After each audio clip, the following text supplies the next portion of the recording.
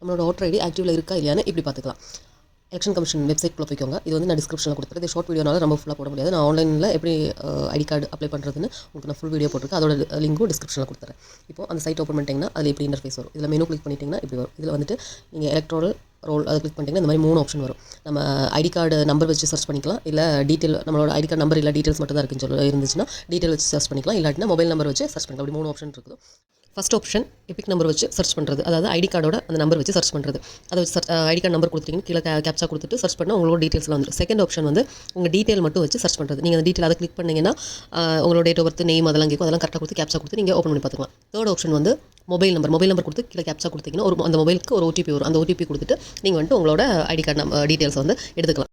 உங்களுக்கு இதோட full video வேணும்னா நீங்கள் கமெண்ட் பண்ணுங்கள். நான் வந்து ஃபுல் வீடியோ உங்களுக்கு அப்லோட் பண்ணுறேன். நான் ஓட்டர் ஐடி எப்படி புதுசாக அப்ளை பண்ணுறதுன்னு என்னோட சேனலில் நான் ஆல்ரெடி கொடுத்துருக்கேன். அதை போய் செக் பண்ணி பார்த்துக்கோங்க. டிஸ்கிரிப்ஷனில் அதோட லிங்க் நான் கொடுத்துறேன்.